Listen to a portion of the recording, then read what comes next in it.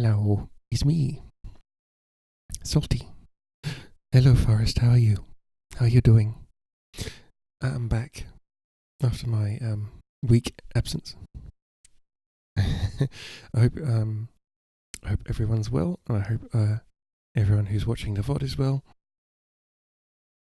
Yes, so I wasn't here last week because my grandmother passed away last Tuesday. So yes, we've all been sorting out, all that. But yes.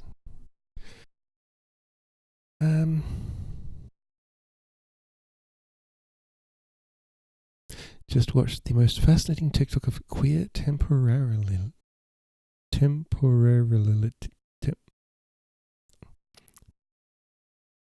I read on stream, and yet. Temporality. Temporality I can read. The way queer people experience time differently. Really? Wow. Maybe, I don't know. You can probably post a link, I guess, so I can have a look later, maybe. That would be very interesting.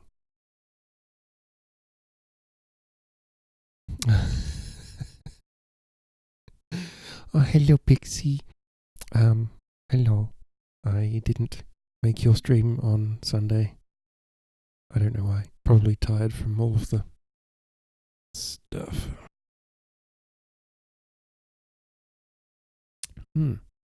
I started going through some of Grandma's things, and I found an old present that I gave Grandma a long time ago, which is a little you can't really see it. Is a little crystal mouse. Lead crystal.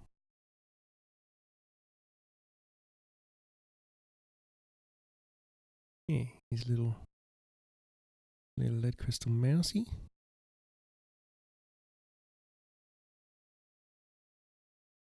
Bad work. Oh, okay. You used the word queer instead of queer temporality. I see. Hello, Alucard. How you doing? Welcome in. Also, I found this little thing, which I didn't know what it was at first. It's in the shape of a teapot. It's a tea leaf dunker. Like, you put the tea leaves in it, and then you put it in the pot. Yeah, it's just been sitting in Grandma's what would you call it? Display cupboard for goodness knows how long. It's yeah. So I'm going to give it a go tomorrow. I'm going to actually put tea in it and use it, because what's the point of having all of this stuff? It's not anything super special. It isn't even Hallmark. It doesn't have a maker's mark on it or anything. So it's not even. Yeah. Hello, get down, press. How you doing? Ah, lovelies are coming in to say hello. Thank you.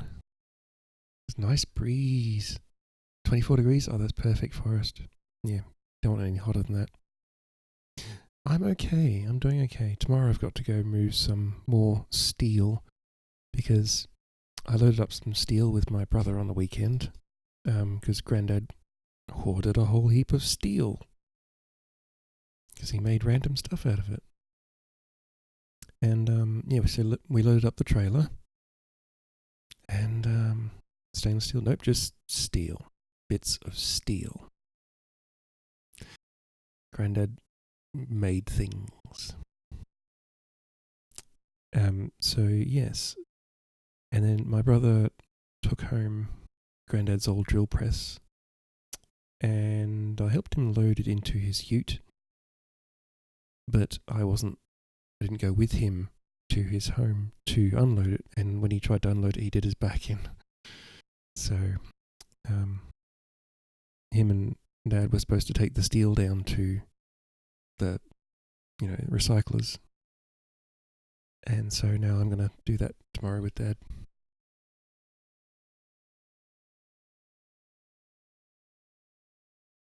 It's alright, I would rather do it with my brother than my dad because I just work better with my brother. Yeah, I'm going to pop in and see how he is. Happy Pride Month! Yes.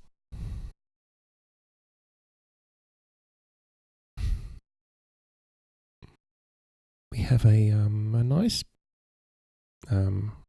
heart in BTTV, and yeah, we also have the usual Twitch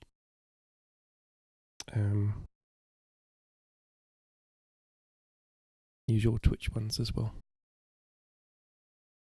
Happy Pride, yes indeed. I really like that the BTTV progress heart that Berlin dude made. It's very good. Yeah.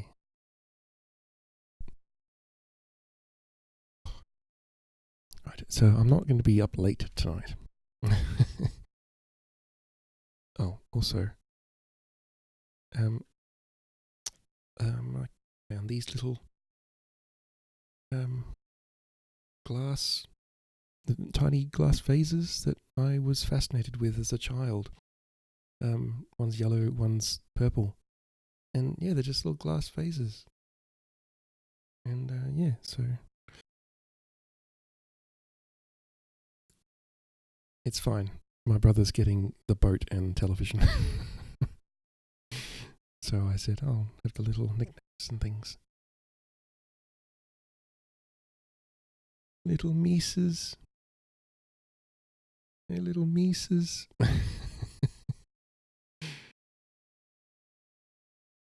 Grandma has a whole heap of random glassware that I'm just like, why do old people collect all this stuff? Promise yourself you're going to clean the bathroom today. But you think I can wait a few hours? That's fair. I do a little bit at a time while I'm in the shower. I have a green Brillo pad that I just keep in the bathroom. And it's like, oh, that wall looks a bit, and I just rub it down while I'm in there. A bit at a time. But it is winter time, so the house is shut up, and yeah, the mold is starting to creep in because it's keeping it nice and warm inside. We got down under 10 degrees Celsius. Brisbane winter, everyone. Of course, today I'm going to be continuing to read Grass for His Pillar.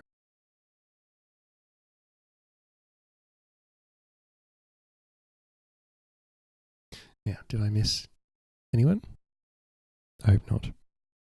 If I did, yeah, speak up. I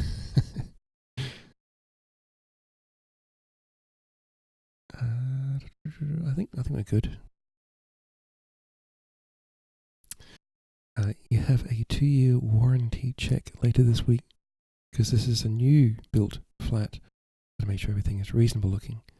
Well, reasonable is probably someone's extra clean. Yeah, it's got to be reasonable, I guess, but I don't know what the people doing the warranty check are like in your country, Forrest.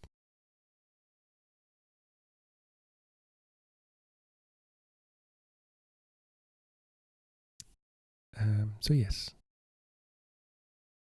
Let's see, Grass for His Pillar. So it wasn't last week, it was the week before. And we read about Takeo, and he was heading out on the road with the troop, and he was pretending to be a juggler. And they were heading towards, wherever they were taking him to learn to be one of the tribe. So it wasn't a hugely eventful reading session last time, but it's setting everything up for what's going to happen. Kaede, on the other hand, as we're about to find out, is setting out on her journey home. They basically look for things that have broken due to installation. Right, so you want to keep things out of the way so they can find the things. You have a few flaws in the wall paint and bathroom tiling. Also, some things have worn out more than they should in normal use. Okay, that's a good job they're checking. It is a good job they are checking then. Yep.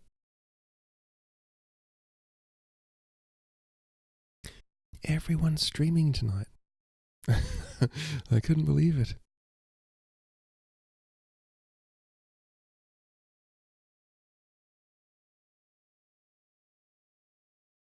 Damn.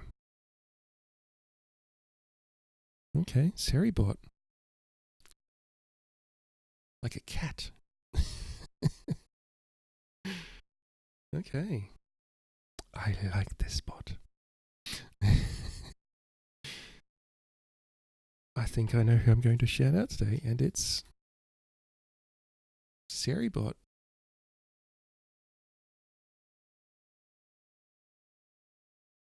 Glory to you and your house.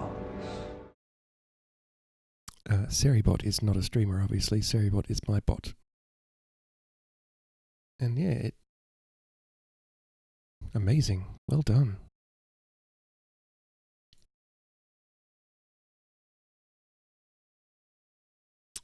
I didn't realize that Seribot deleted spam. I thought Seribot was only for follow bots. It's a multi-purpose bot.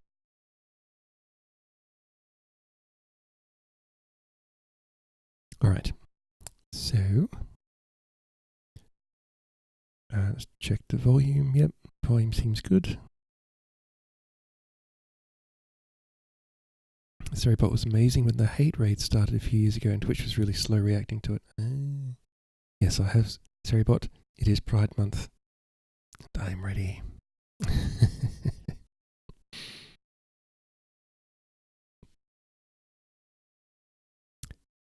Chapter 4 of Grass for His Pillow. Kaede set out on the last day of her journey home on a perfect autumn morning.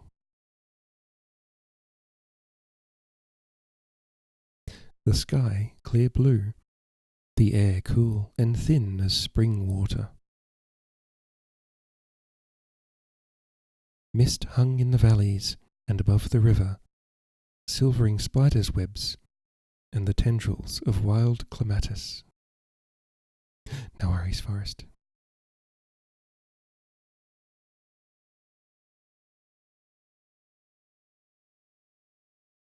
But just before noon, the weather began to change. Clouds crept over the sky from the northwest, and the wind swung. The light seemed to fade early, and before evening it began to rain. The rice fields, vegetable gardens, and fruit trees had all been severely damaged by storms. The villages seemed half empty, and the few people around stared sullenly at her, bowing only when threatened by the guards, and then with bad grace. She did not know if they recognized her or not. She did not want to linger among them, but she could not help wondering why the damage was unrepaired, why the men were not working in the fields to salvage what they could of the harvest. Hello, Kitty. 10 minutes of troubleshooting audio and you finally get to hear. Oh. Kitty, I'm glad you can hear me. I hope you're having a good morning.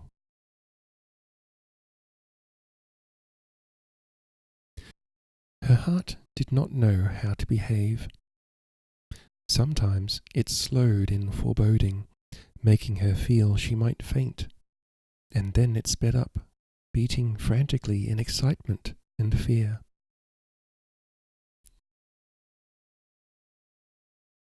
The miles left to travel seemed endless, and yet the horse's steady step ate them up all too quickly. She was afraid above all of what faced her at home. She kept seeing views she thought were familiar, and her heart would leap in her throat. But when they came at last to the walled garden and the gates of her parents' home, she did not recognize any of it. Surely this is not where she lived.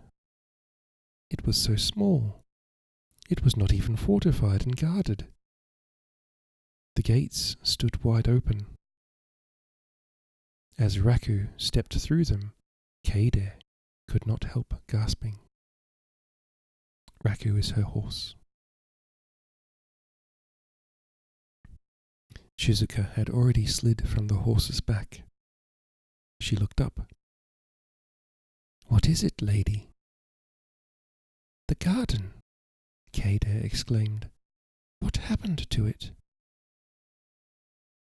Everywhere were signs of the ferocity of the storms. An uprooted pine tree lay across the stream. In its fall it had knocked over and crushed a stone lantern.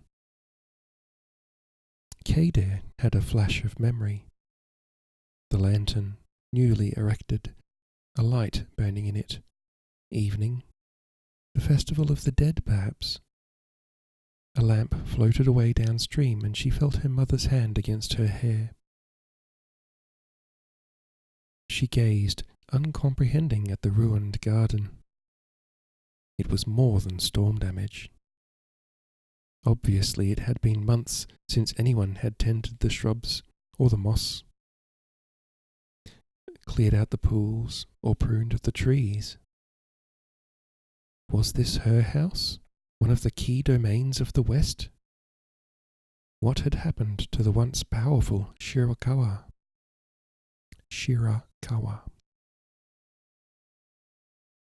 The horse lowered his head and rubbed it against his foreleg. He whinnied, impatient and tired, expecting now that they had stopped to be unsaddled and fed. "Where are the guards?" Kaede said. "Where is everyone?" The man she called Scar, the captain of the escort, rode his horse up to the veranda, leant forward and shouted, "Hello! Anyone within?" "Don't go in," she called to him. "Wait for me. I will go inside first." Longarm was standing by Raku's head, holding the bridle. Kaede slid from the horse's back into Shizuka's arms. The rain had turned to a fine, light drizzle that beaded their hair and clothes. The garden smelled rankly of dampness and decay, sour earth and fallen leaves. Kaede felt the image of her childhood home, kept intact and glowing in her heart for 8 long years, intensify unbearably, and then it vanished forever.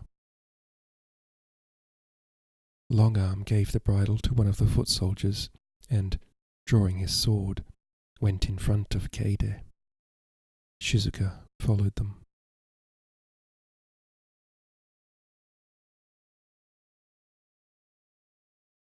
As she stepped out of her sandals onto the veranda, it seemed the feel of the wood was faintly familiar to her feet, but she did not recognize the smell of the house at all. It was a stranger's home.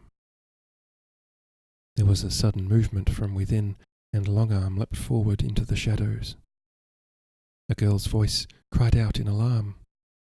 The man pulled her onto the veranda. "Let go of her!" Kaede commanded in fury. "How dare you touch her?" "He is only protecting you," Shizuka murmured. But Kaede was not listening. She stepped towards the girl, taking her hands and staring in her face. She was almost the same height as Kaede, with a gentle face and light brown eyes like their father's. I think that's how you pronounce her name, AI. I am your sister, Kaede. Don't you remember me? The girl gazed back. Her eyes filled with tears. Sister, is that really you? For a moment, against the light, I thought you were our mother. Kaede took her sister in her arms, feeling tears spring into her own eyes. She's dead, isn't she? Over 2 months ago. Her last words were of you. She longed to see you, but the knowledge of your marriage brought her peace. Ai's voice faltered, and she drew back from Kaede's embrace. Why have you come here? Where is your husband? Have you had no news from Inuyama? We have been battered by typhoons this year. Many people died, and the harvest was ruined. We've heard so little, only rumours of war. After the last storm, an army swept through, but we hardly understood who they were fighting for or why. Arai's army? They were Sesshu from Maruyama, and further south, they were going to join Lord Arai against the Tohan. Father was outraged, for he considered himself an ally to Lord Aida. He tried to stop them passing through here. He met them near the sacred caves. They attempted to reason with him, but he attacked them. Father fought them. Is he dead? No.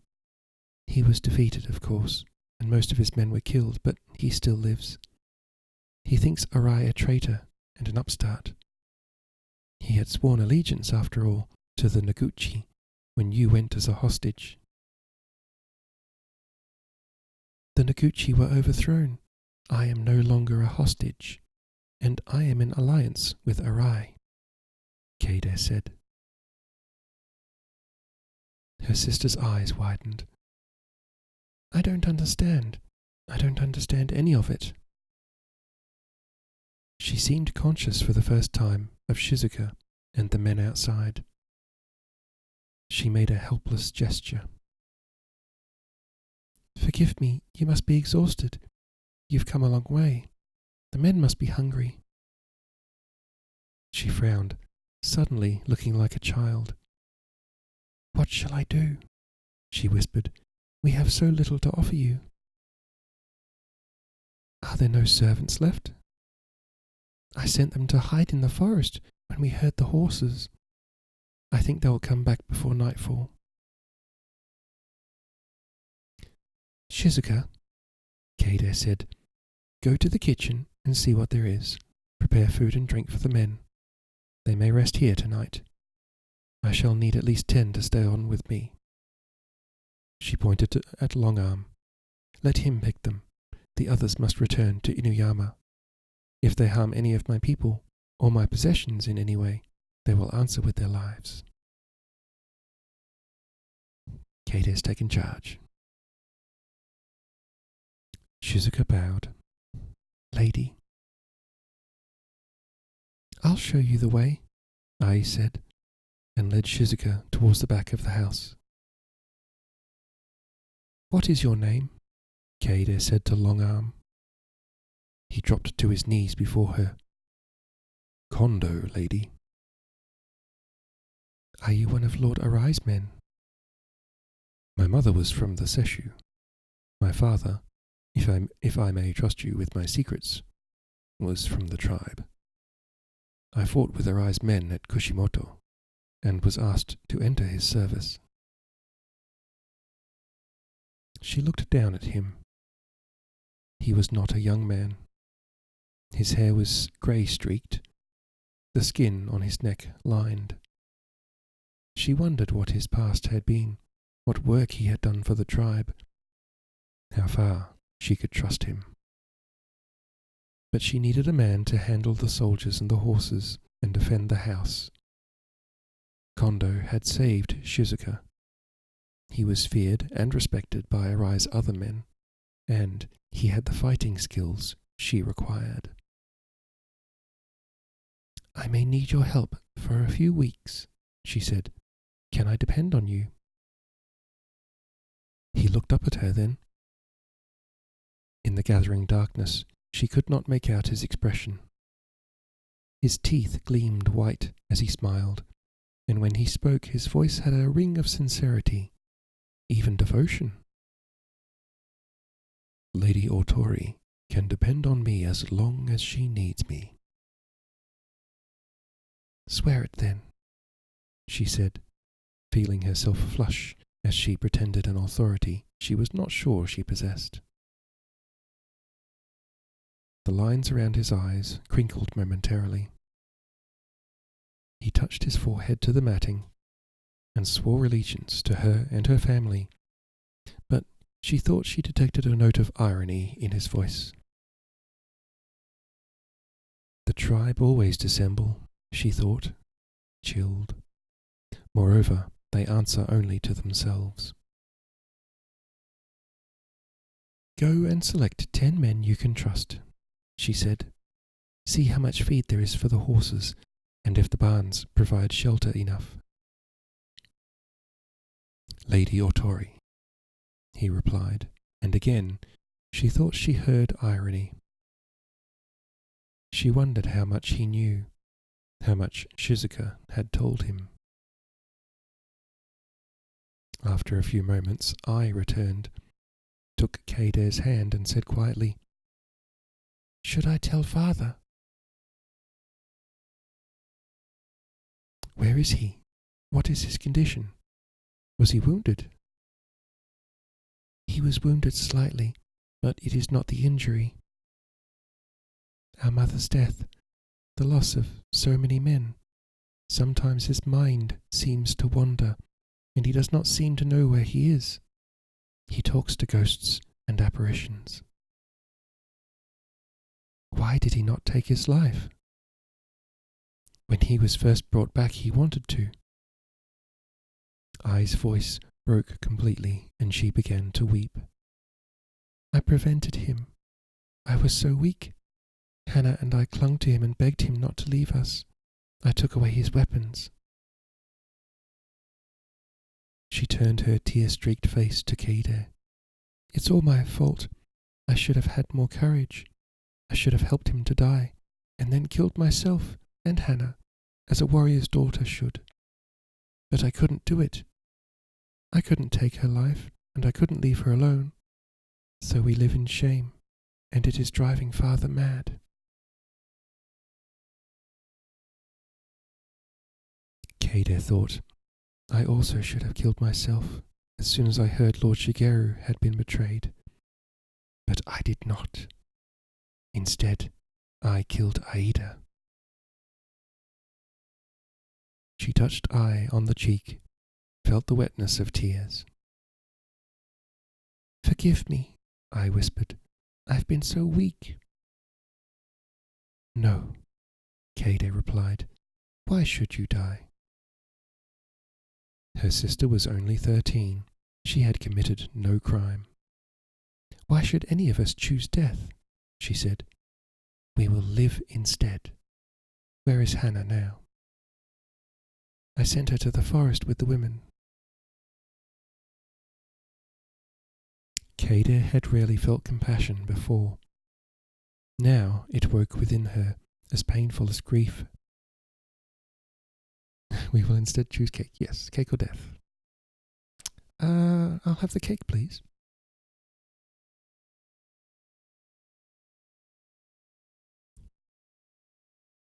At this rate, we're going to run out of cake. Okay.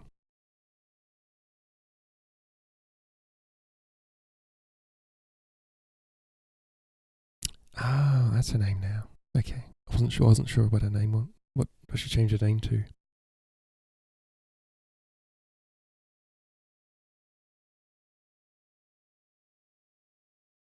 Where was I? Yes. Kada had rarely felt compassion before. Now it woke within her, as painful as grief. She remembered how the white goddess had come to her. The all-merciful one had consoled her, had promised that Takeo would return to her. But together with the goddess's promise had come the demands of compassion. That Kada should live to take care of her sisters, her people, her unborn child.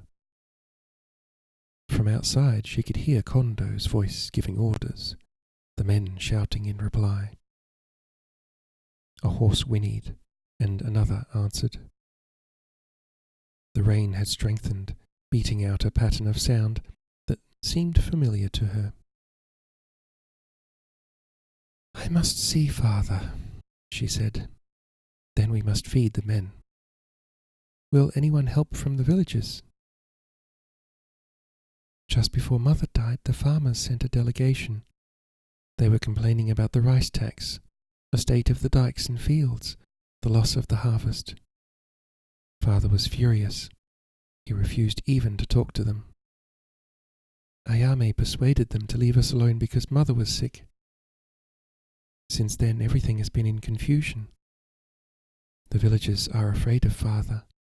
They say he is cursed." "What about our neighbours?" "There is Lord Fujiwara. Fujiwara. He used to visit Father occasionally." "I don't remember him. What sort of man is he?"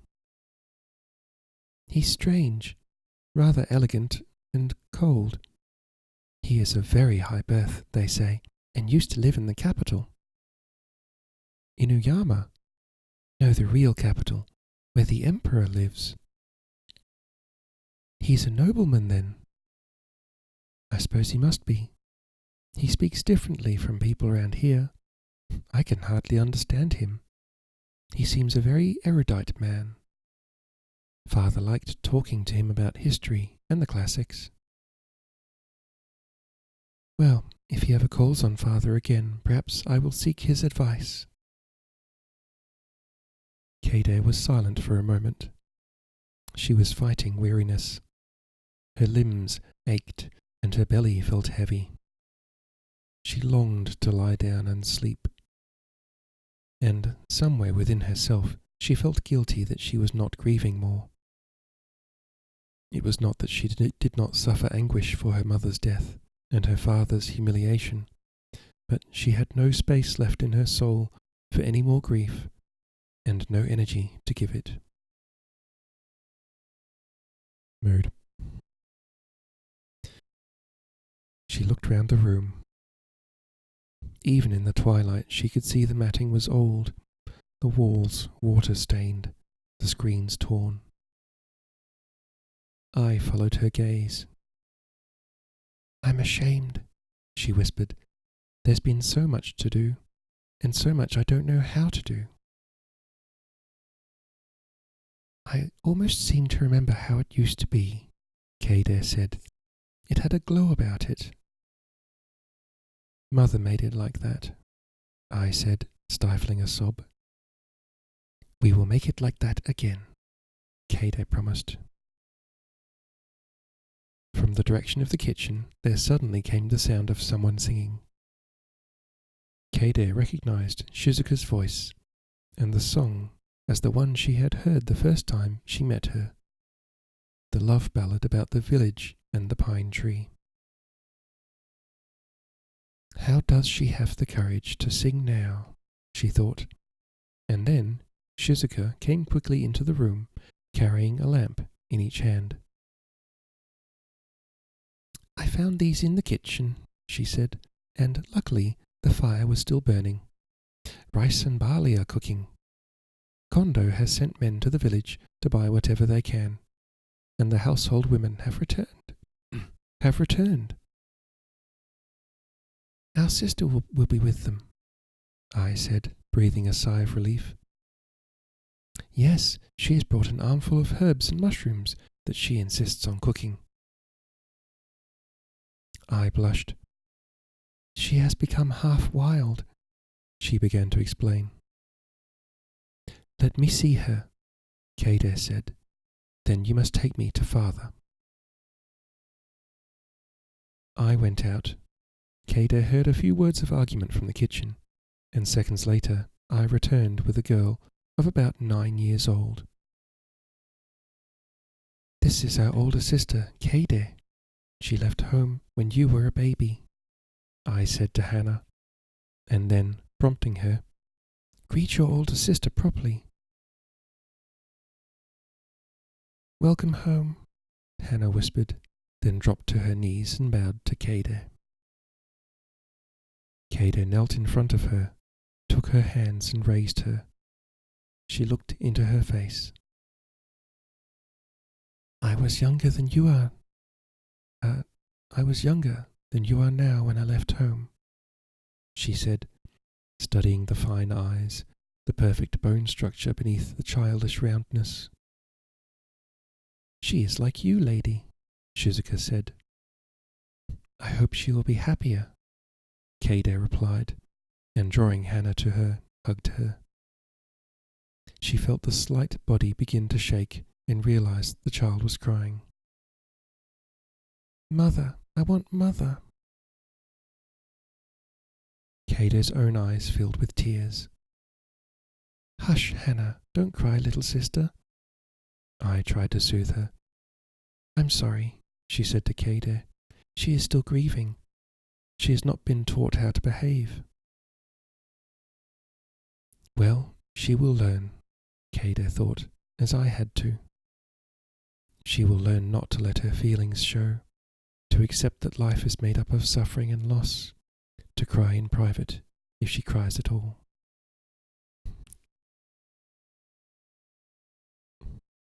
Different culture. She's a kid, it's okay. Yeah, exactly.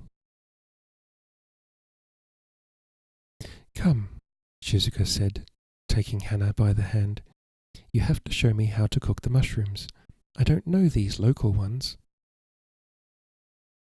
Her eyes met Kader's above the child's head, and her smile was warm and cheerful. You know, right, because that's how you grew up? Yeah. Yeah.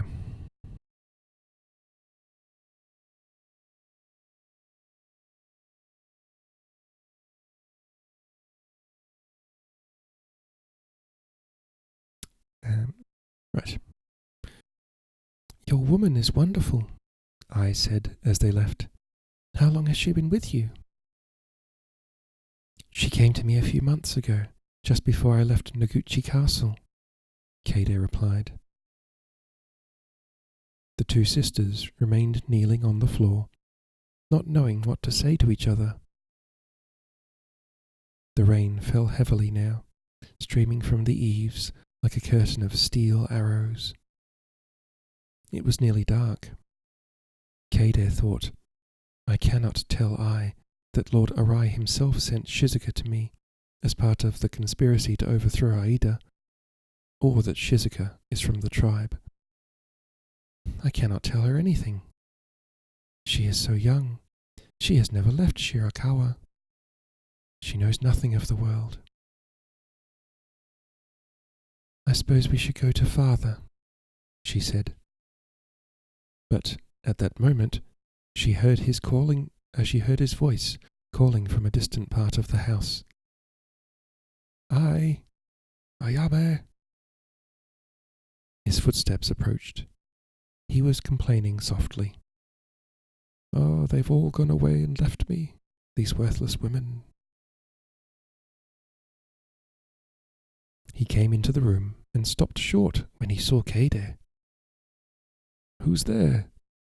Do we have visitors? Who's come at this time of night in the rain? I stood and went to him. It's Kader, your oldest daughter. She has returned. She's safe. Kader? He took a step towards her. She did not stand, but, remaining where she was, bowed deeply, touching her forehead to the floor. I helped her father down. He knelt in front of Kade. Sit up, he said impatiently. Let us see the worst in each other. Father? She questioned as she raised her head. I am a shamed man, he said. I should have died. I did not. I am hollow now, only partly alive. Look at me, daughter. It was true that terrible changes had been wrought in him. He had always been so controlled and dignified. Now he seemed a husk of his former self. There was a half-healed slash from temple to left ear. The hair had been shaved away from the wound. His feet were bare, and his robe stained, his jaw dark with stubble. What happened to you? She said, trying to keep the anger out of her voice. She had come seeking refuge, looking for the lost childhood home she had spent 8 years mourning, only to find it almost destroyed. Her father made a weary gesture. What does it matter? Everything is lost, ruined. Your return is the final blow. What happened to your marriage to Lord Otori? Don't tell me he's dead. Through no fault of mine, she said bitterly. Aida murdered him. His lips tightened and his face paled. We have heard nothing here. Aida is also dead, she went on. Arai's forces have taken Inuyama. The Tohan are overthrown. The mention of Arai's name obviously disturbed him. That traitor, he muttered, staring into the darkness as though ghosts gathered there. He defeated Aida. After a pause, he went on. I seem to have once again found myself on the losing side. My family must be under some curse. For the first time, I'm glad I have no son to inherit from me. Shirakawa can fade away, regretted by no one. You have 3 daughters, Kade responded, stung into anger. And my oldest is also cursed, bringing death to any man connected with her. Aida caused Lord Otori's death. It was a plot from the start. My marriage was designed to bring him to Inuyama and into Aida's hands. The rain drummed hard against the roof, cascading from the eaves. Shizuka came in silently with more lamps, placed them on the floor, and knelt behind Kade. I must control myself, Kade thought. I must not tell him everything.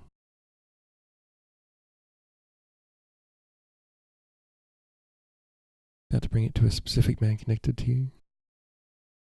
That sounds ominous, Kitty.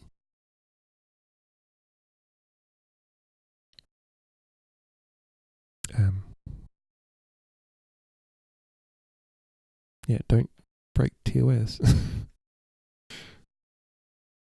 Yeah, speaking as her. Okay. I get it. I'm with you now. Their father being so.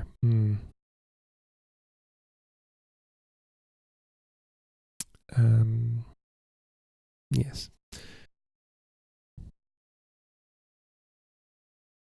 No worries, Kitty. Right. He was staring at her, his face puzzled. So are you married or not? Her heart was racing. She had never lied to her father. Now she found she could not speak. She turned her head away as if overcome by grief. That's right. She had decided to pretend to be married to Shigeru. Because No one knew the truth except her and Shizuka.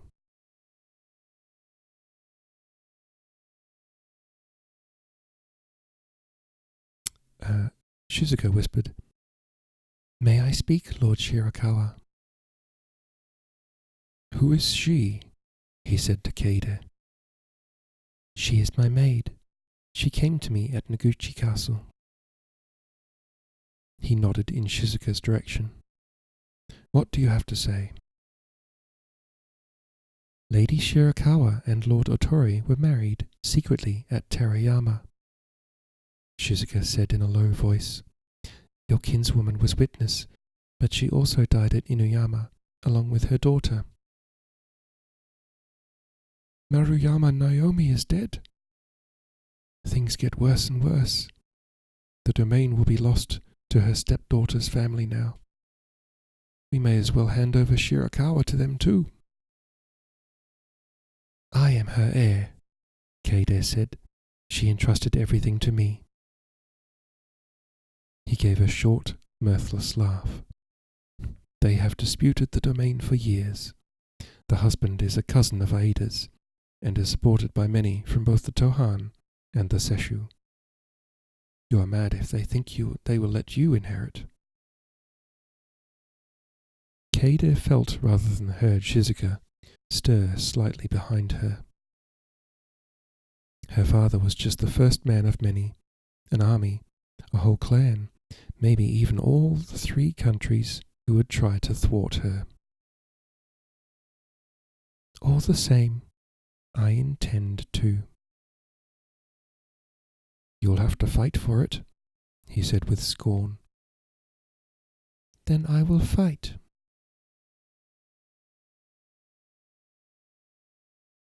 They sat for a few moments in silence in the darkened room, with the rain-drenched garden beyond. "We have few men left," her father said, his voice bitter. "Will the Otori do anything for you? I suppose you must marry again. Have they suggested anyone?" "It is too early to think of that," Keide said. "I am still in mourning." She took a breath, so deep she was sure he must hear it. "I believe I am carrying a child." His eyes turned again to her, peering through the gloom. "Shigeru gave you a child?" She bowed in confirmation, not daring to speak. "Well, well," he said, suddenly inappropriately jovial. "We must celebrate. A man may have died, but his seed lives. A remarkable achievement." They had been talking in lowered voices, but now he shouted surprisingly loudly. "Ayame!" Keide jumped despite herself. She saw how his mind was loosened, swinging between lucidity and darkness. It frightened her, but she tried to put the fear aside. Redacted. I can imagine your thoughts on him.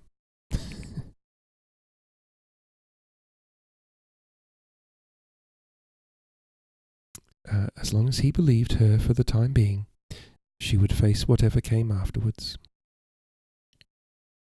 The woman, Ayame, came in and knelt before Keide. "Lady, welcome home. Forgive us for such a sad homecoming." Keide stood, took her hands and raised her to her feet. They embraced. The solid, indomitable figure that Keide remembered had dwindled to a woman who was almost old. Yet she thought she recalled her scent. It aroused sudden memories of childhood. "Go and bring wine," Keide's father commanded. "I want to drink to my grandchild." Keide felt a shiver of dread, as though by giving the child a false identity, she had made its life false. "It is still so early," she said in a low voice. "Do not celebrate yet." Kade, Ayame exclaimed, using her name as she would to a child. Don't say such things. Don't tempt fate. Fetch wine, her father said loudly, and close the shutters. Why do we sit here in the cold? As Ayame went towards the veranda, they heard the sound of footsteps, and Kondo's voice called, Lady Otori. Shizuka went to the doorway and spoke to him. Tell him to come up, Kade said. Kondo stepped onto the wooden floor and knelt in the entrance. Kade was conscious of the swift glance he gave around the room, taking in a moment, the layout of the house, assessing the people in it. He spoke to her, not to her father. I've been able to get some food from the village. I've chosen the men you requested. A young man turned up, Amano Tenzo. He's taken charge of the horses. I'll see that the men get something to eat now, and set guards for the night. Thank you. We'll speak in the morning. Kondo bowed again and left silently. Who's that fellow? Her father demanded. Why did he not speak to me to ask my permission or opinion? He works for me, Kade replied. If he's one of Arai's men, I'll not have him in this house. I said he works for me. Her patience was wearing thin. We are in alliance with Lord Arai now. He controls most of the 3 countries. He is our overlord. You must accept this, father. Aida is dead, and everything has changed. Does that mean daughters may speak to their fathers so? Ayame, Kade said, take my father to his room. He will eat there tonight. Her father began to remonstrate. She raised her voice against him for the first time in her life. Father, I am tired. We will talk tomorrow. Ayame gave her a look that she chose to ignore. Do as I say, she said coldly, and after a moment the older woman obeyed and led her father away. Yes, well done indeed. You must eat, lady, Shizuka said. Sit down, I'll bring you something. Make sure everyone is fed, Kade said, and close the shutters now. Later, she lay listening to the rain. Her household and her men were sheltered, fed after a fashion, safe if Kondo could be trusted. She let the events of the day run through her mind, the problems she would have to deal with. Her father, Hana, the neglected estate of Shirakawa, the disputed domain of Maruyama. How was she going to claim and keep what was hers?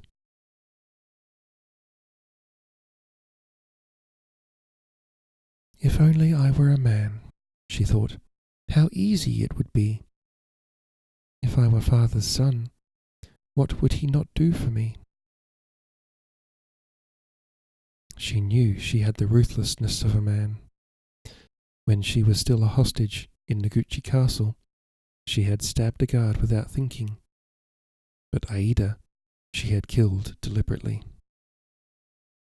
She would kill again rather than let any man crush her. Her thoughts drifted to Lady Maruyama. I wish I had known you better, she thought. I wish I had been able to learn more from you. I am sorry for the pain I caused you. If only we had been able to talk freely. She felt she saw the beautiful face before her and heard her voice again. I entrust my land and my people to you. Take care of them. I will, she promised. I will learn how. The meagreness of her education depressed her, but that could be remedied.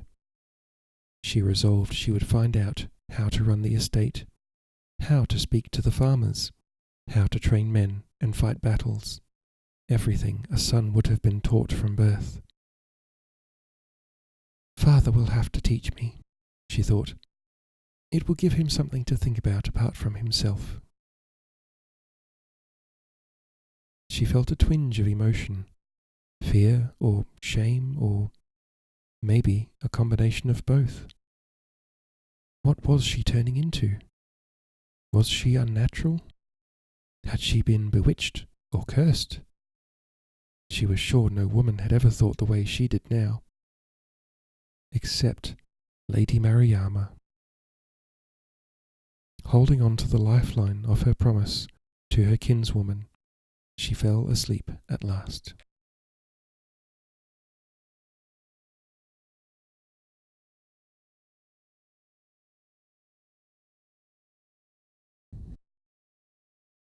The next morning, she bade farewell to Arai's men, urging them to leave as soon as possible. They were happy to go, eager to return to the campaigns in the east before the onset of winter. Kade was equally keen to get rid of them, fearing she could not afford to feed them for even one more night. Next, she organized the household women to start cleaning the house and repairing the damage to the garden. Shame-faced Ayame confided in her that there was nothing to pay workmen with.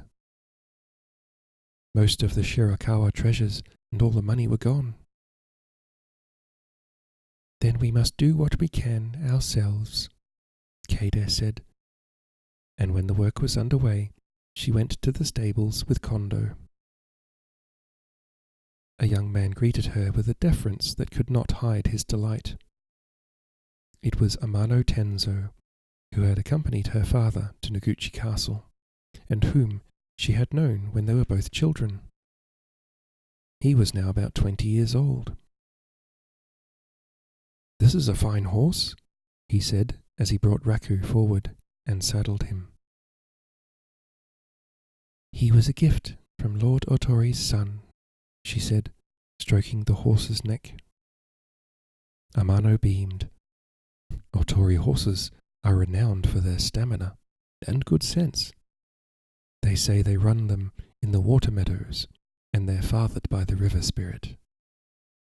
With your permission, we'll put our mares to him and get his foals next year." She liked the way he addressed her directly and talked to her of such things.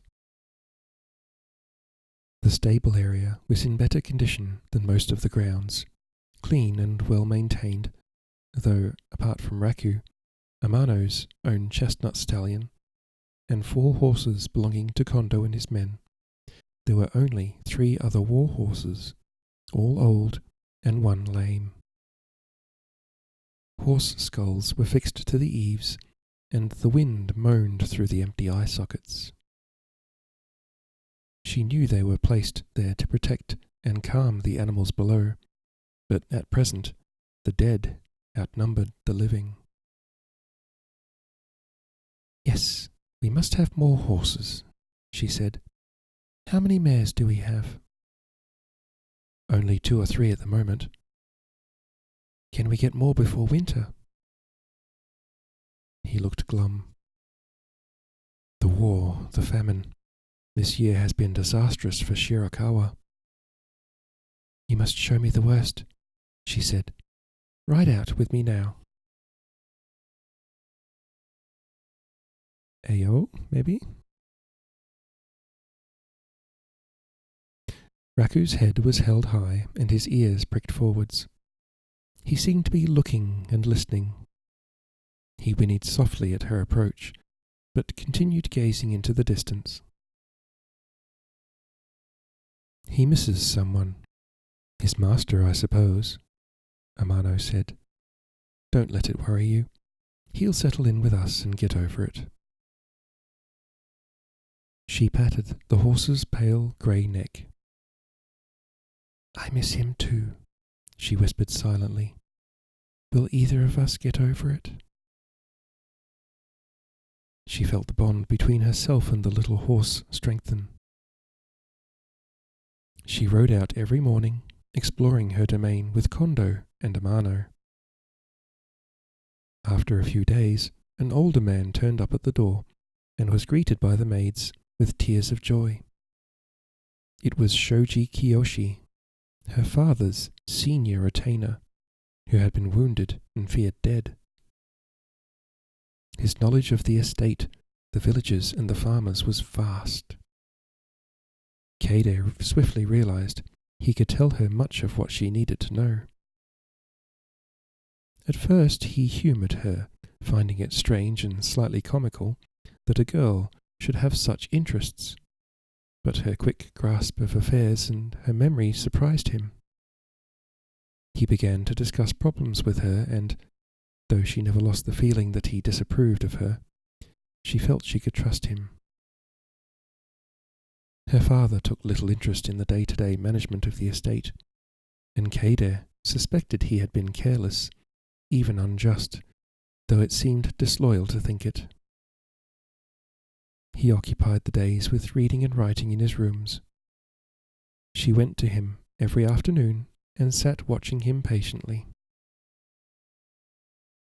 He spent a lot of time staring into the garden, saying nothing as Ayame and the maids worked tirelessly in it, but sometimes mumbling to himself, complaining about his fate.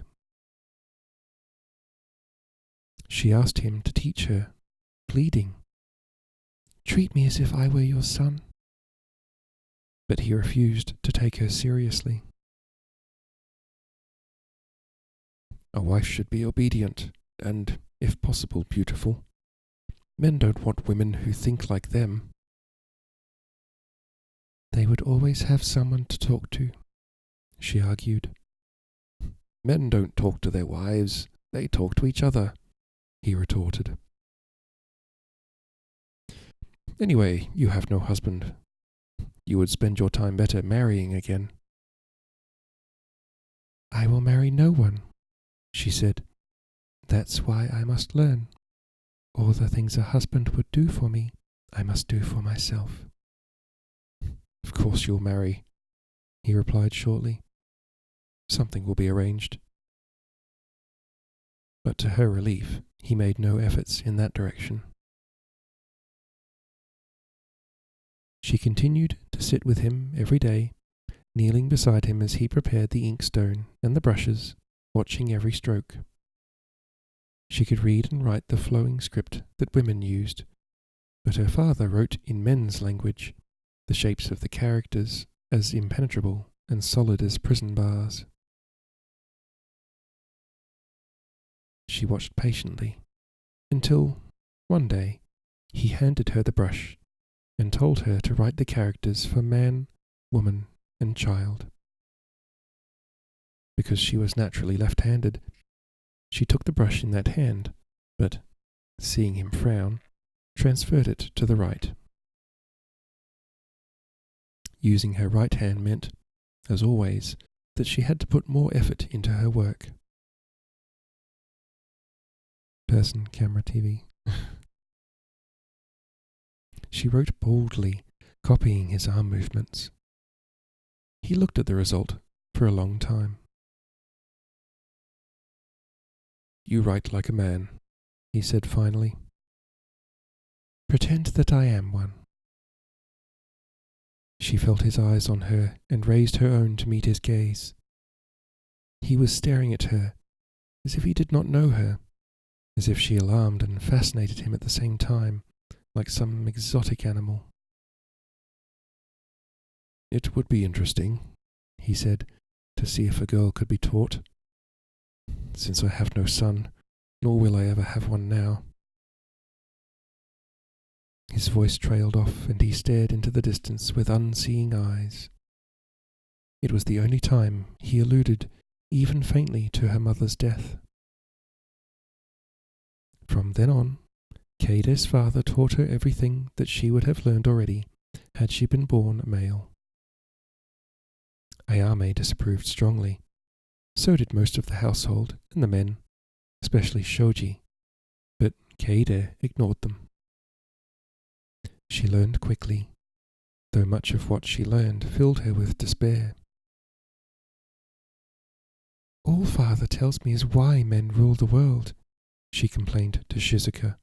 "Every text, every law explains and justifies their domination." "That is the way of the world," Shizuka replied. It was night, and they lay side by side, whispering. I, Hannah, and the other women were asleep in the adjoining room. The night was still, the air cold. "Not everyone believes that. Maybe there are other countries where they think differently. Even here there are people who dare to think in other ways. Lady Mariama, for instance?" Keide's voice went even quieter. "The hidden." "What do you know about the hidden?" Shizuka said, laughing softly. "You told me about them a long time ago, when you first came to me at Noguchi Castle. You said they believed everyone was created equal by their god. I remember that I thought you and they must have been mad. But now when I learned that even the Enlightened One speaks badly of women, or at least his priests and monks do, it makes me question why it should be so." "What do you expect?" Shizuka said. It's men who write histories and sacred texts, even poetry. You can't change the way the world is. You have to learn how to work within it." "There are women writers," Keide said. "I remember hearing their tales at Noguchi Castle. But father says I should not read them, that they will corrupt my mind."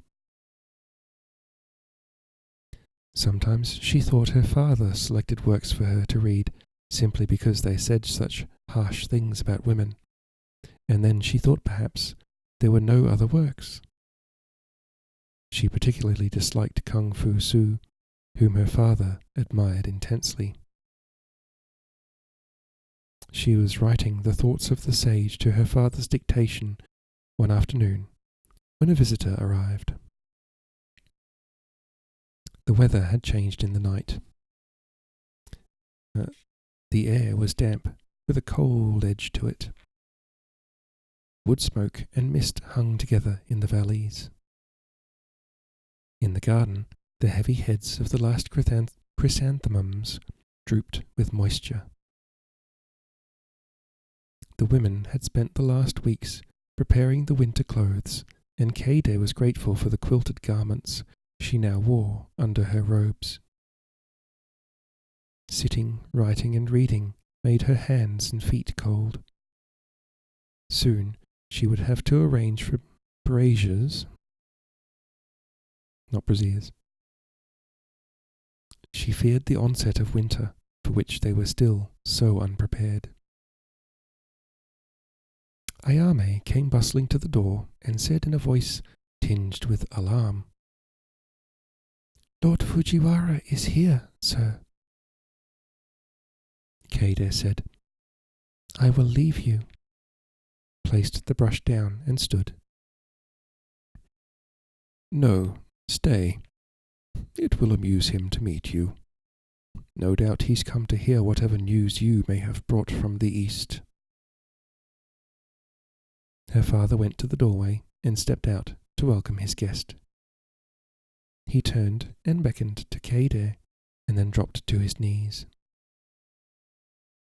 The courtyard was filled with men on horseback and other attendants.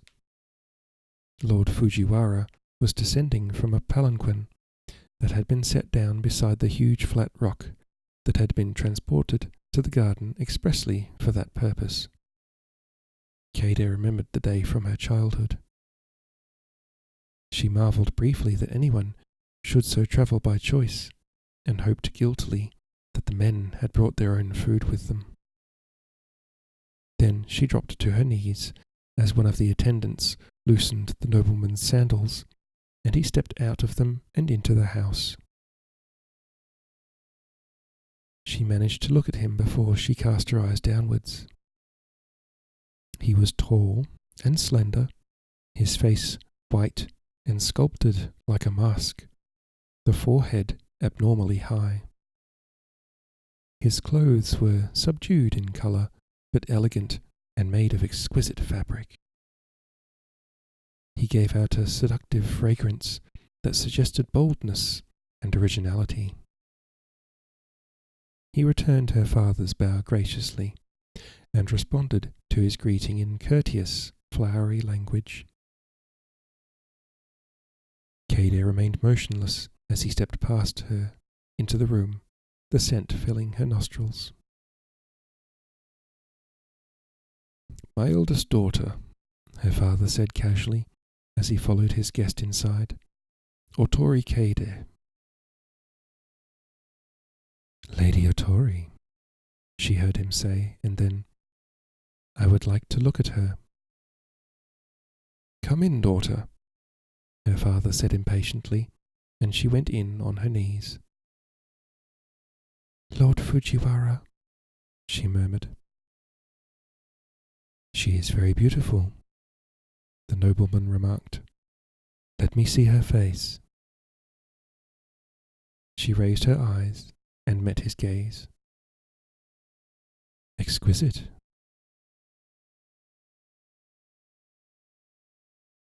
In his narrowed, appraising eyes, she saw admiration, but no desire. It surprised her, and she smiled slightly, but unguardedly. He seemed equally surprised, and the sternly held line of his lips softened. "I am disturbing you," he apologized, his glance taking in the writing instruments and the scrolls. Curiosity got the better of him. One eyebrow went up. "A lesson?" "It's nothing," her father replied, embarrassed. "A girl's foolishness. You will think me a very indulgent father." "On the contrary, I am fascinated." He picked up the page she had been writing on. "May I?" "Please, please," her father said. "Quite a fine hand. One would not believe it to be a girl's." Kaede felt herself blush. She was reminded again of her boldness in daring to learn men's affairs. "Do you like Gong Fu Su?" Lord Fujiwara addressed her directly, confusing her even more. "I'm afraid my feelings towards him are mixed," she replied. "He seems to care so little for me." "Daughter," her father remonstrated, but Fujiwara's lips moved again into something approaching a smile. "He cannot have anticipated such a close acquaintance," he replied lightly. "You have arrived lately from Inuyama, I believe. I must confess my visit is partly to find out what news there is." "I came nearly a month ago," she replied, "not directly from Inuyama, but from Terayama, where Lord Otori is buried." "Your husband? I had not heard. My condolences." His glance ran over her form. Nothing escapes him, she thought. He has eyes like a cormorant. "Aida brought about his death," she said quietly, "and was killed in turn by the Otori." Fujiwara went on to express his sympathy further, and she spoke briefly of Arai and the situation at Inuyama. But beneath his formal, elegant speech, she thought she discerned a hunger to know more. It disturbed her a little, but at the same time, she was tempted by it. She felt she could tell him anything, and that nothing would shock him, and she was flattered by his obvious interest in her. "This is the Arai who swore allegiance to the Noguchi," her father said, returning with anger to his main grudge. "Because of his treachery, I found myself fighting men from the Seshu clan on my own land, some of them my own relatives. I was betrayed and outnumbered." "Father!" Keide tried to silence him. It was none of Lord Fujiwara's concern, and the less said about this disgrace, the better. The nobleman acknowledged the discourse with a slight bow. "Lord Shirakawa was wounded, I believe." "Too slightly," he replied. "Better I had been killed. I should take my own life, but my daughters weaken me." Keide had no desire to hear any more. Luckily, they were interrupted by Ayame bringing tea and small pieces of sweetened bean paste. Keide served the men and then excused herself, leaving them to talk further. Fujiwara's eyes followed her as she left, and she found herself hoping she might talk with him again, but without her father present. She could not suggest such a meeting directly, but from time to time she tried to think of ways to make it happen.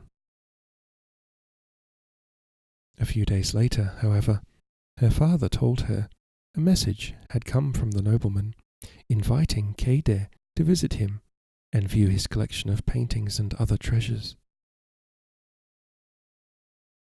"You have aroused his interest in some way," he said, a little surprised.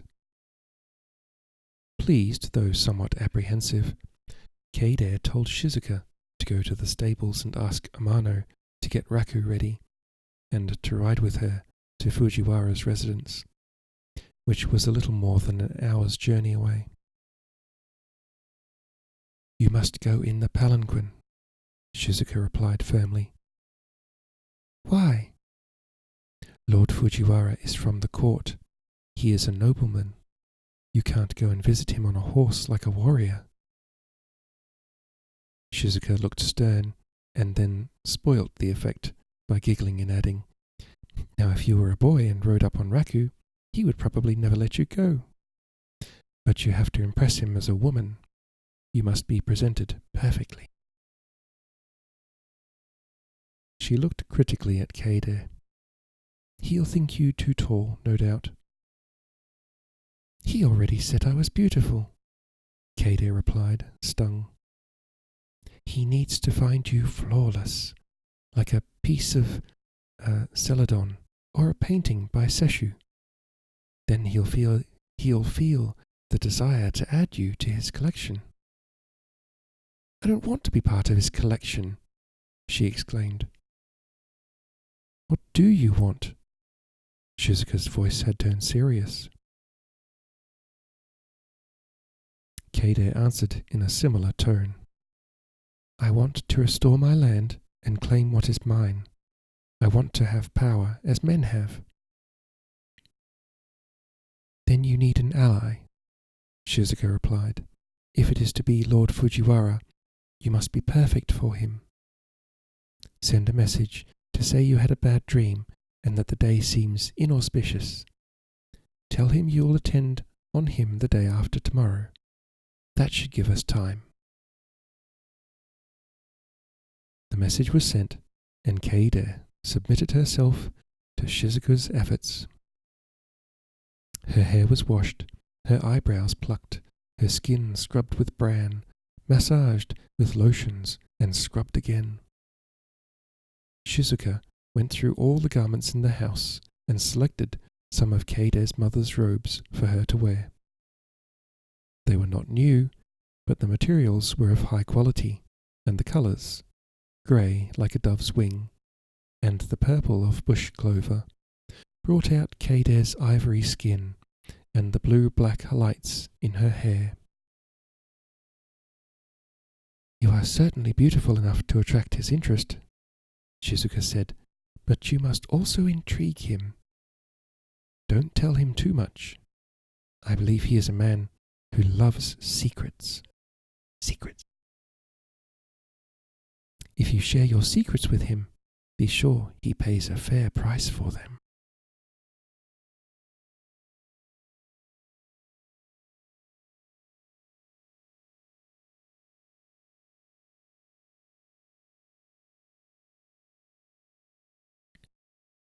The nights had turned cold with the first frosts, but the days were clear. The mountains that encircled her home were brilliant with maple and sumac, as red as flames against the dark green cedars and the blue sky. Keide's senses were heightened by her pregnancy, and as she stepped from the palanquin in the garden of the Fujiwara residence, the beauty before her moved her deeply.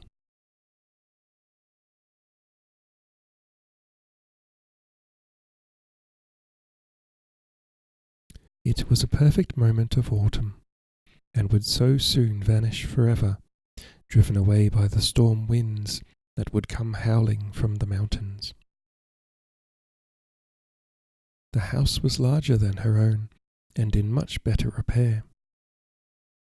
Water flowed through the garden, trickling over ancient stones and through pools where gold and red carp swam lazily.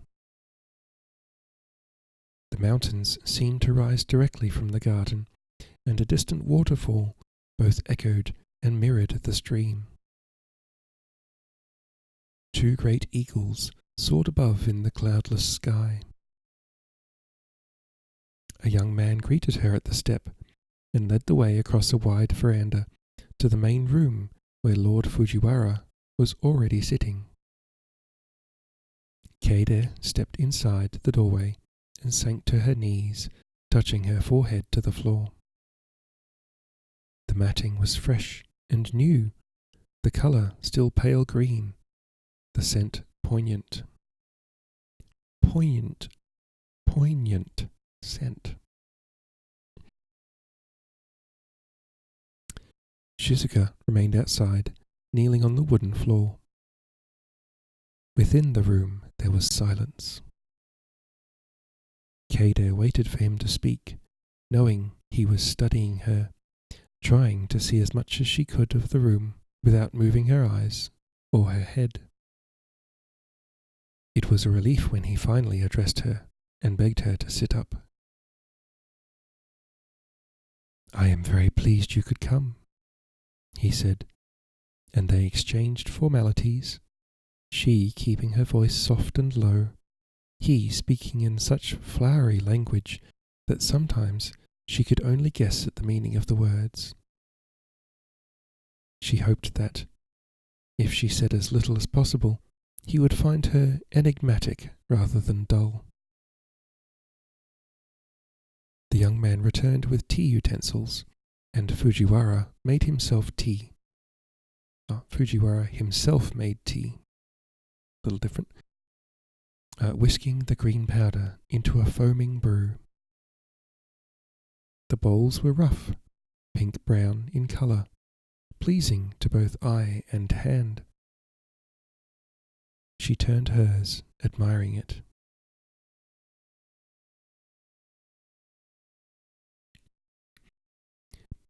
"It's from Hagi," he said, "from Lord Otori's hometown. It is my favourite of all the tea-ware." After a moment he went on, "Will you go there?" "Of course I should," Keide thought rapidly. If he really were my husband and I were carrying his child, I would go to his house, to his family." "I cannot," she said simply, raising her eyes. As always, the memory of Shigeru's death and the role she had played in it, and in the act of revenge, brought her almost to tears, darkening her eyes, making them glow. "There are always reasons," he said obliquely. "Take my own situation. My son, my wife's grave are in the capital. You may not have heard this, I myself was asked to leave.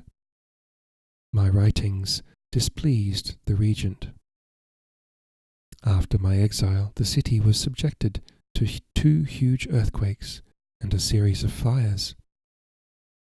It was generally believed to be heaven's displeasure at such unjust treatment of a harmless scholar. Prayers were offered, and I was begged to return. But for the time being, my life here pleases me, and I find reasons not to obey immediately, though of course eventually I must.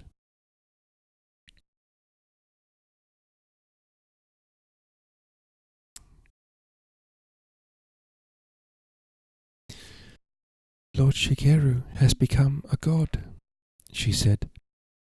Hundreds of people go every day to pray at his shrine at Terayama.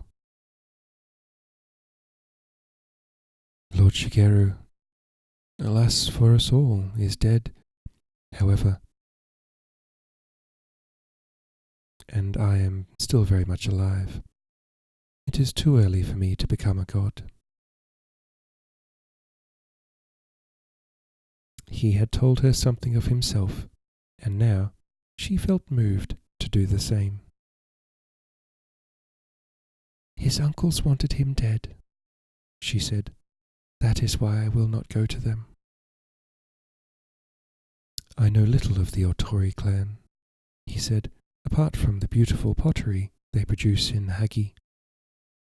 They have the reputation of skulking there. It's quite inaccessible, I believe, and they have some ancient connection with the imperial family. His voice was light, almost bantering, but when he went on it changed slightly. The same intensity of feeling that she had noticed previously had entered it again. Forgive me if I am intruding, but how did Lord Shigeru die? She had spoken so little of the terrible events at Inuyama that she longed to unburden herself to him now. But as he leaned towards her, she felt his hunger again, not for her, but to know what she had suffered. I cannot speak of it, she said in a low voice. She would make him pay for her secrets. It is too painful. Ah. Smart. Fujiwara looked down at the bowl in his hand. Kaede allowed herself to study him. Thank you, Asuka. You're lovely. Asuka, I very much enjoyed those couple of pictures that Shara sent me on the weekend.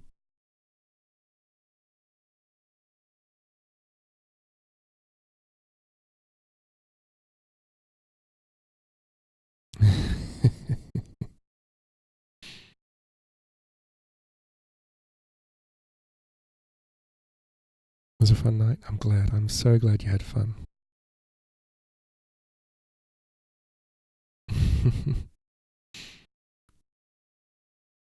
Yes, also, chat, by the way, I have a pet that Sally redeem.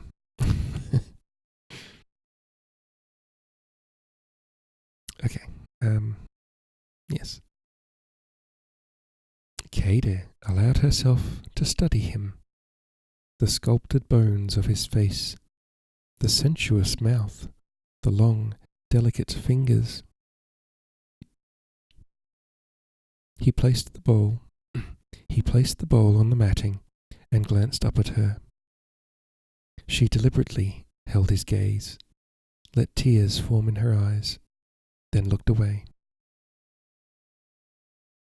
Maybe one day, she said softly. They sat without moving or speaking for several moments. You intrigue me, he said finally. Very few women do. Let me show you my humble place, My meagre collection. She placed the bowl on the floor and stood gracefully.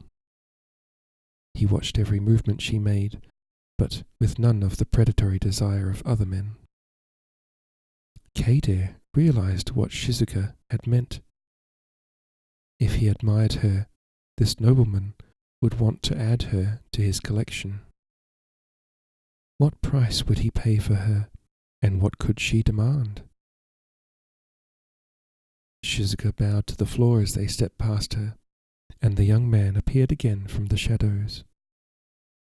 He was as fine-boned and as delicate as a girl. Mamoru, Fujiwara said, Lady Otori has kindly consented to look at my pathetic pieces. Come with us. As the young man bowed to her, Fujiwara said, You should learn from her. Study her. She is a perfect specimen. Ew. Dude.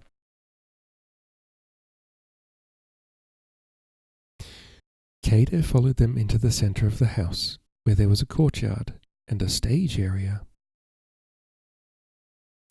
Mamoru is an actor, Fujiwara said. He plays women's roles. I like to present dramas in this small space. Okay, maybe slightly less ew if it's studying for a role, but still. It's a bit weird. Like she's right there.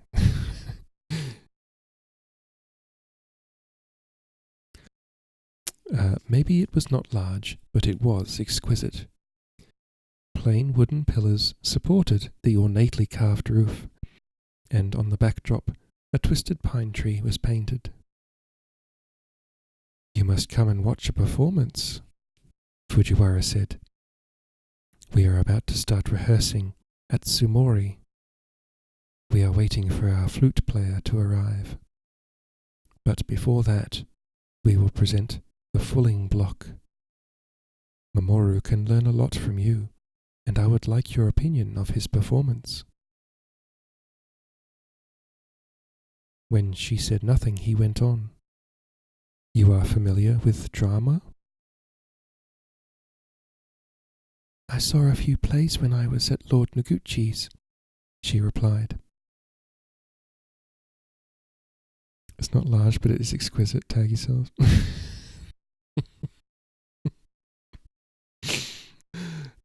Asuka, you're a delight.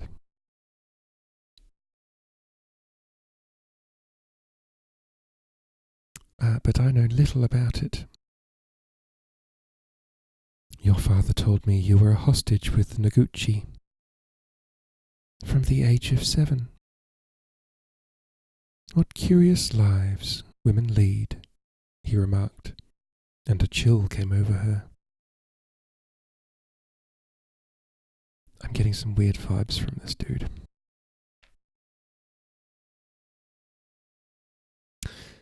They went from the theatre to another reception room that gave out onto a smaller garden.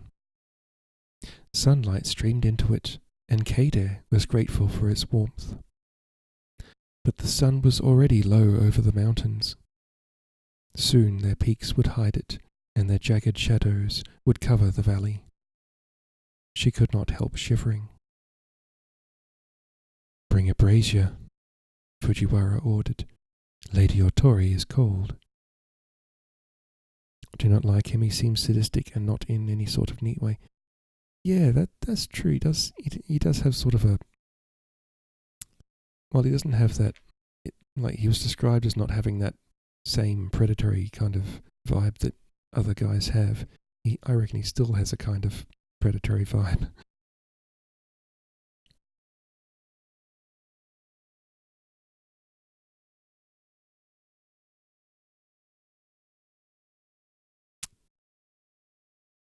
Yeah, it's weird. That's true, yeah. I think you're on the right track there, Kitty. Mamoru disappeared briefly and came back with a much older man who carried a small brazier glowing with charcoal. "Sit near it," Fujiwara said. "It is easy to take a chill at this time of year." Mamoru left the room again, never speaking, his movements graceful, deferential, and soundless. When he returned, he was carrying a small paulownia wood chest, which he set down carefully on the floor. Paulownia wood chest. He left the room and returned 3 more times, each time bringing a chest or a box. Each was of a different wood: zelkova, cypress, cherry, polished so that the colour and grain spoke of the long life of the tree, the slope it had grown on, the seasons of hot and cold, rain and wind that it had endured. Fujiwara opened them one by one. Within lay bundles, objects wrapped in several layers of cloth. The wrapping cloths themselves were beautiful, although obviously very old. Silks of the finest weave and the most subtle colours. But what lay within these cloths far surpassed anything Keide had ever seen. Secrets. He unwrapped each one, placed it on the floor in front of her, and invited her to take it up, caress it with her fingers, touch it to her lips or to her brow, for often the feel and the scent of the object were as important as its look. He rewrapped and replaced each one before displaying the next. Does anyone else do that? Like touch things to their lips? Like to get a different feeling of it?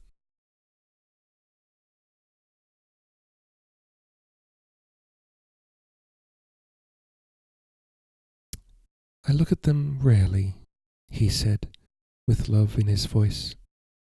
"Each time an unworthy gaze falls on them, it diminishes them.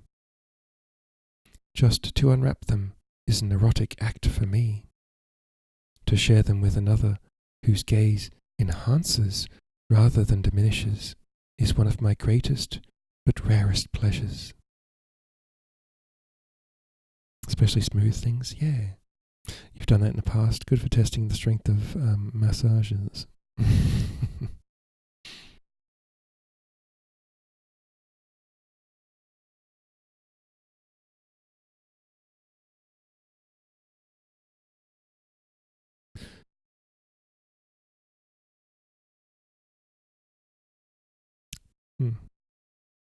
Interesting. Yes. Aska. Brass. Keide said nothing, knowing little of the value or tradition of the objects before her. The tea bowl of the same pink-brown pottery, at once fragile and sturdy. The jade figure of the enlightened one, seated within the lotus.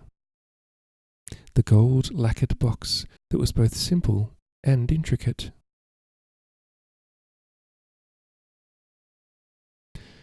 She simply gazed, and it seemed to her that the beautiful things had their own eyes and gazed back at her.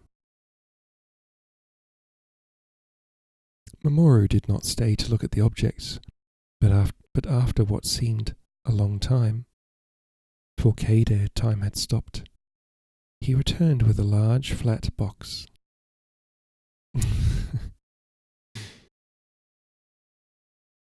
Fujiwara took out a painting. A winter landscape with 2 crows, black against the snow in the foreground. "Ah, Sesshu," she whispered, speaking for the first time.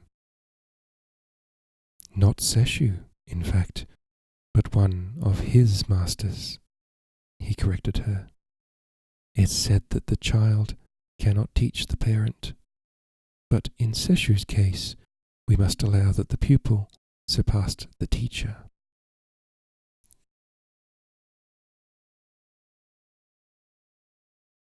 Is there not a saying that the blue of the dye is deeper than the blue of the flower?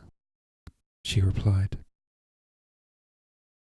You approve of that, I expect. If neither child nor pupil were ever wiser, nothing would ever change. And most people would be very satisfied. Only those who have power, Kade said. They want to hold on to their power and position, while others see that same power and desire it. Thank you for following, friendo. It's within all men to be ambitious, and so they make change happen. The young overthrow the old. Salty smile. That's because I have friendos in the chat.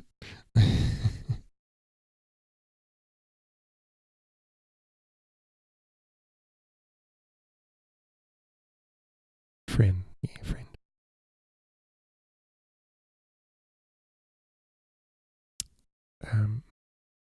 The young overthrow the old. And is it within women to be ambitious? No one bothers to ask them. Her eyes returned to the painting. Two crows, the drake and the duck, the stag and the hind. They are always painted together, always in pairs. That is the way nature intends it, Fujiwara said. It is one of Kung Fu Su's 5 relationships after all. And the only one open to women. He only sees us as wives. That is what women are. But surely a woman could be a ruler or a friend. Her eyes met his. You are very bold for a girl, he replied, the nearest she had seen him come to laughing. She flushed and looked again at the painting. Terayama is famous for its sesshoos, Fujiwara said. Did you see them there? Yes. Lord Otori wanted Lord Takeo to see them and copy them.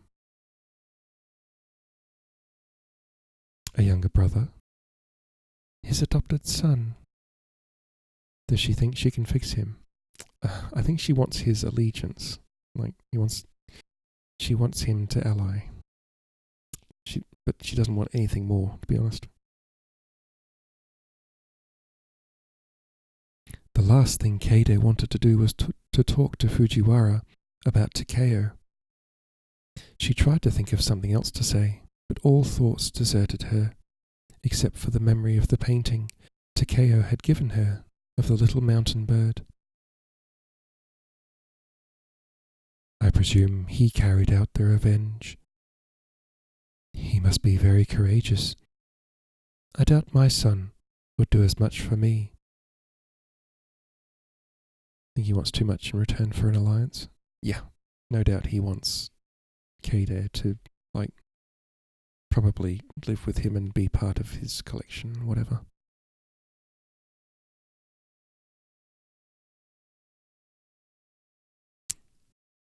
He was always very silent, she said, longing to talk about him, yet fearing to. You would not think him particularly courageous. He liked drawing and painting. He turned out to be fearless. She heard her own voice and stopped abruptly, sure she was transparent to him. Ah, Fujiwara said, and looked at the painting again for a long time. Sit still and look pretty. Yeah. Reminds me of the episode of Star Trek Next Generation when the collector takes Data.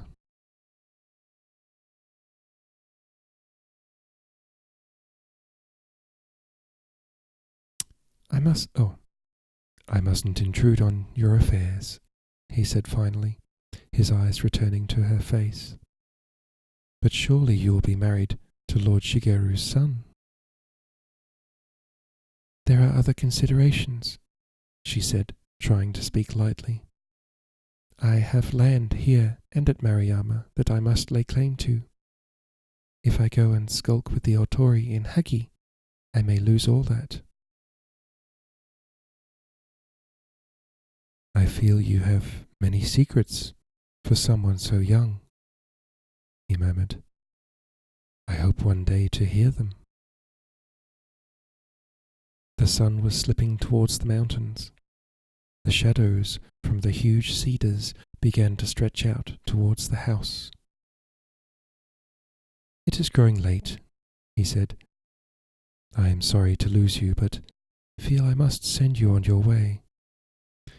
You will come again soon. He wrapped up the painting and replaced it in its box. She could smell the faint fragrance of the wood and of the rue leaves placed inside to ward off insects. Thank you from my heart, she said as they rose. Mamoru had returned silently to the room and now bowed deeply as she passed by him.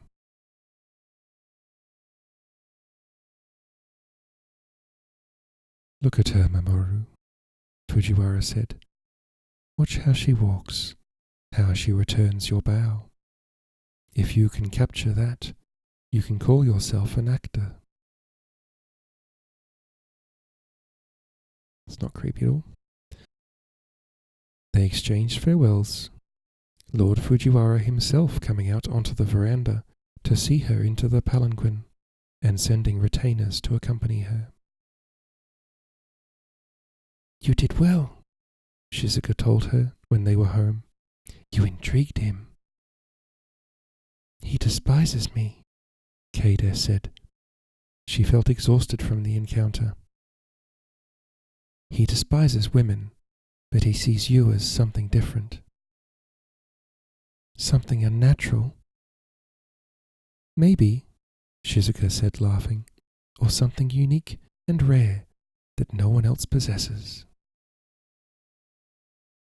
End of chapter 4.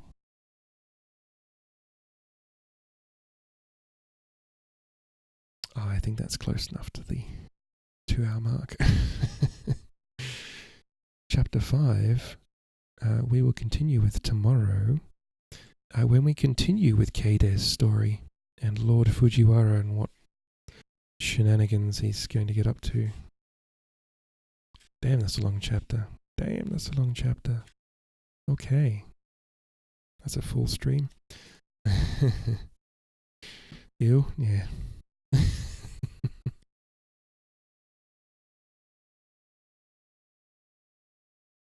Okay.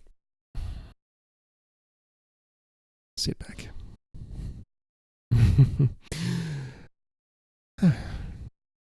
It's good to get back into streaming.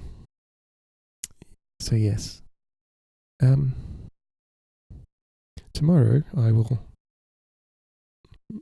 try out this little dinky it's a tea bag. It's a metal tea bag in the shape of a teacup. Salty, you're so lovely, appreciate it. Oh, thank you, Stream Salty. Oh, thank you. Thank you, Kitty. Thank you, Aska. And thank you, friends who are lurking and sleeping and relaxing. And thank you for everyone who watches. Yeah, it's a little shape of a teapot, and it you put the tea leaves inside, and yeah. So I'll try that tomorrow. It's never been used, and it's not precious or anything. It doesn't even have a maker's mark on it, like I said. No, it's nothing. Deception. It's nothing precious. So it's just been sitting in Grandma's display cabinet for 20 to 30 years, whatever. And also got the little mousey that I gave Grandma for her birthday a long time ago.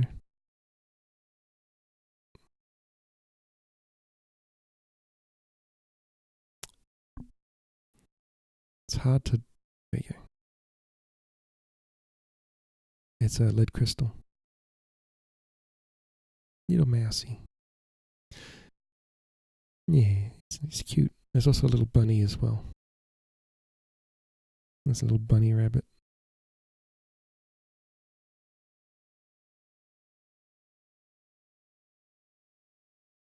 Yeah, little bunny. Yes. So I don't know what I'm probably going to end up putting them in the display cabinet with Mum's knickknacks.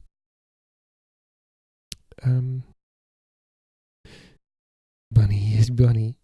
Put the markers. The maker's marking after you pour the tea.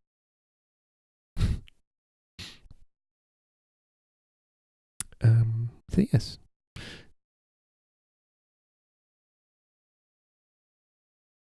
Tomorrow I move steel with Dad.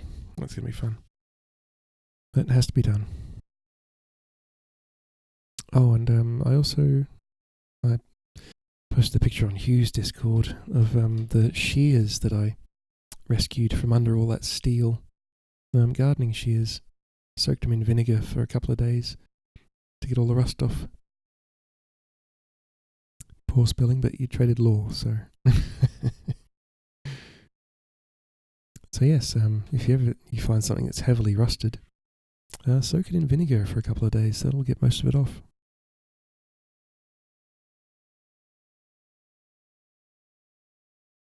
So,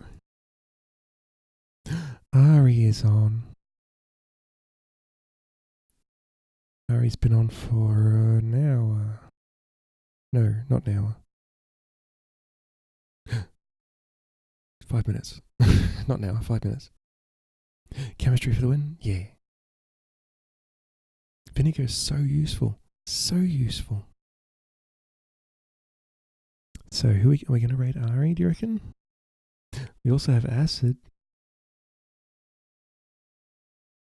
Although Acid's been on for 5.5 hours.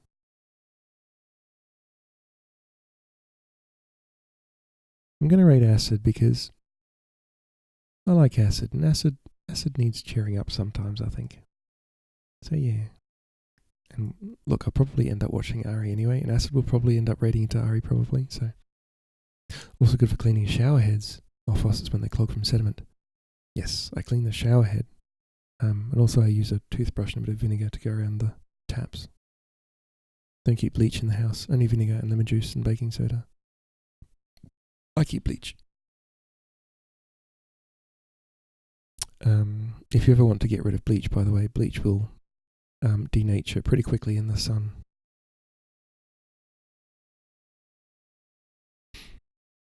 So for mold, I usually use Dettol, and then a couple of days later, once the Dettol has,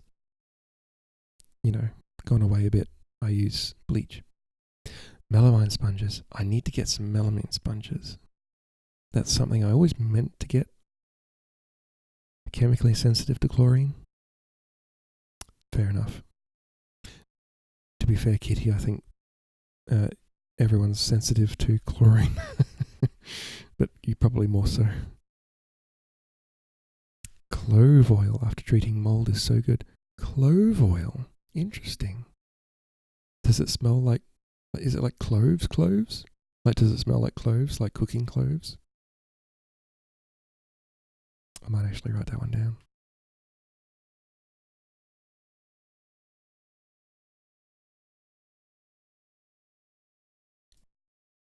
I used this mold stuff, which was basically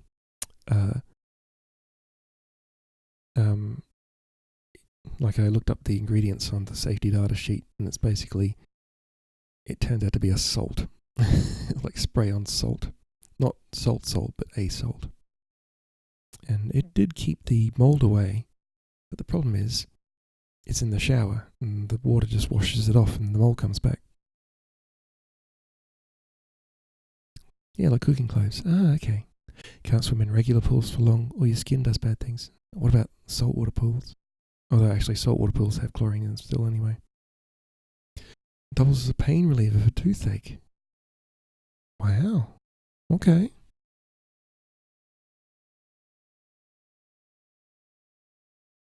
Noted. When I got dry socket after my wisdom teeth, were removed. They put some clove oil gel stuff in there because it's antimicrobial. Smart. Do they still? I wonder if they still use silver for teeth. Probably not. You can do saltwater ones because it's much less. I think the saltwater ones naturally forms chlorine or something like that.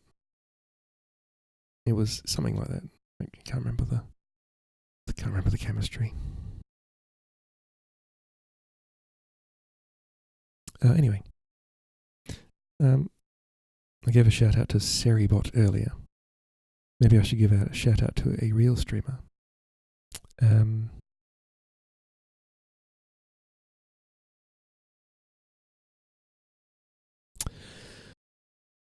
There's so many people I want to shout out. Kitty is a streamer, by the way, who recently got affiliate. Well done, Kitty.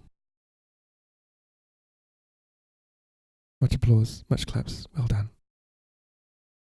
I'm very happy. You can get emotes now. It is Pride Month, so I'm going to give a shout out to a rather important trans Twitch streamer, Willow. I think that's how you pronounce her name, or spell her name.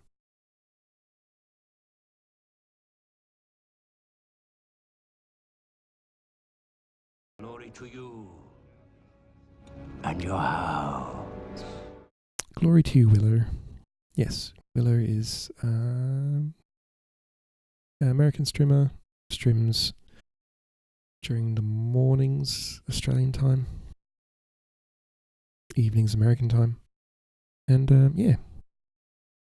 Almost streamed yesterday, but Avi had friends over and I wasn't prepared to manage that. Ah, okay. Yeah, they probably would, you probably hear him in the background. But yes, also follow Kitty Splain, because Kitty streams and does lovely crafts, very interesting crafts. Alright, we're going to raid Acid. If you want a pre-Pride emote, I can tell you a streamer who offers them.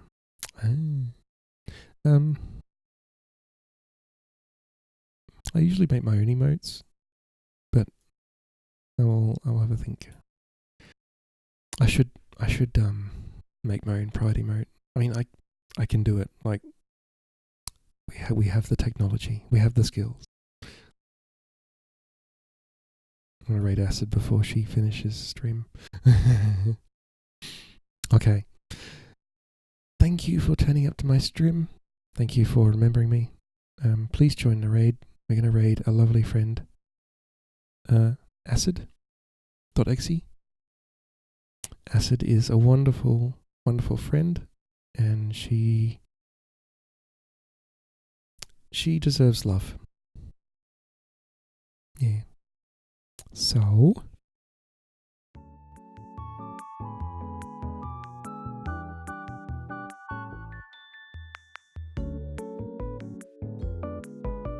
there's a BTTV emote called Progress Heart, if anyone's interested and who has BTTV. It's a very nice emote. I like it very much. It's by Berlin Dude. Alright, we're going to raid to Acid. I'll see you tomorrow, 9 PM Australian Eastern Standard Time, for next chapter.